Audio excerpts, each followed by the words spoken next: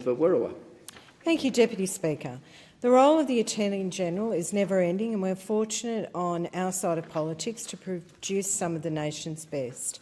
Everett and Gareth Evans come to mind, and to that company I'm sure that we can add the current Attorney-General.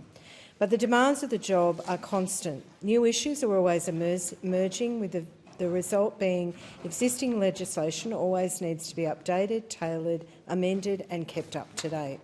With this in mind, I commend the Attorney-General for bringing this legislation before the House today. It updates existing legislation to address the way modern criminals conduct their business and also includes provisions that will deter them from undertaking similar activities in the future. The bill makes a number of amendments to certain crime-related provisions in several Commonwealth Acts. These acts include the Crimes Act 1914, the Process of Crimes Act 2002, National Anti-Corruption Commission Act 2022 and the Telecommunications Interception and Access Act 1979, the Telecommunications Act 1997 and the Criminal Code 1995. The end result of all these amendments will be that certain legislative provisions administered by the Attorney-General will be improved and clarified. Further, that the law enforcement agency's ability to investigate criminal activity relating to the digital currency exchanges will be improved. Schedule 1 of the bill relates to the seizing of digital assets under warrant.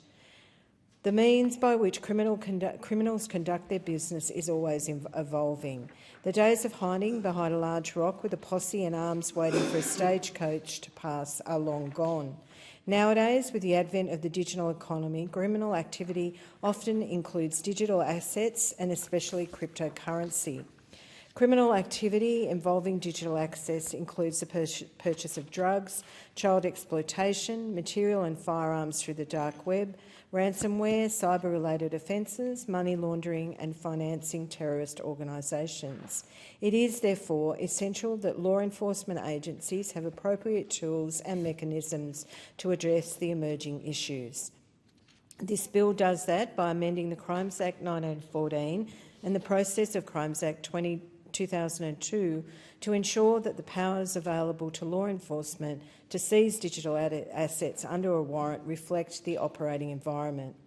In doing so, this amendment will ensure that criminals are deprived of the benefits of their crime and may be deterred from future criminal activity. Schedule 2, Deputy Speaker, refers to extending the current investigative and freezing powers that cover financial institutions to digital currency exchanges. In many respects, this relates to Schedule 1 in the way that criminal activities are undertaken has changed, and as a consequence, the responses from law enforcement also need to change. The bill before us then, through Schedule 2, amends the Process of Crimes Act 2002 to expand the definition of a financial institution to include digital currency exchanges.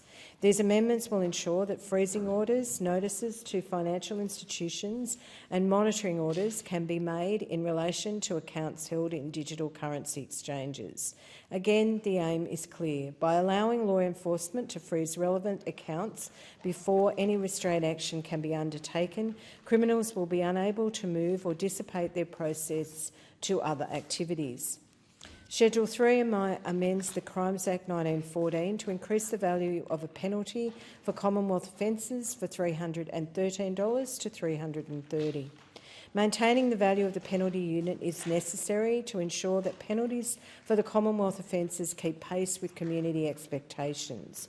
It is necessary that penalties act as the deterrent they are meant to be. Raising the amount that is charged will ensure the consequence meets the offence.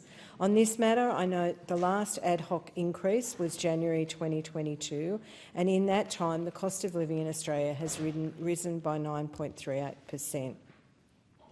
Schedule 4 clarifies the functions of the Communication Access Coordinator in the Attorney-General's Department and creates a new Communications Security Coordinator position in the Department of Home Affairs. The latter reform will,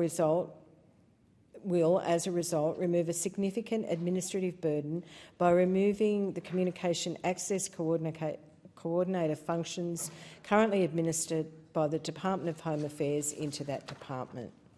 Schedule 5 of the matter before us will expand the ability of the state and territory integrity agencies to share inception information and inception warrant information with oversight bodies.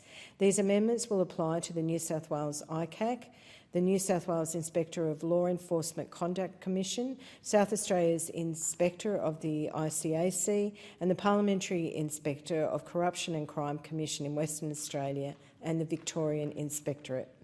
The amendments accurately reflect developments occurring in the state and territory oversight and integrity space and enable oversight bodies to properly scrutinise and audit inception activities and compliance with the Telecommunications Inception and Access Act 1979 and fulfil their statutory functions through access to the inception of information and the inception of warrant information. Deputy Speaker, I've spoken in the past about cybercrime and scams. Those intent on criminal and nefarious activities are clever. They're always scheming and planning new ways to do their business. While as individuals we may not be the direct victims of their crime, others are, and our community as a whole therefore loses. The bill before us updates important aspects of our legislative framework for addressing these new types of crime.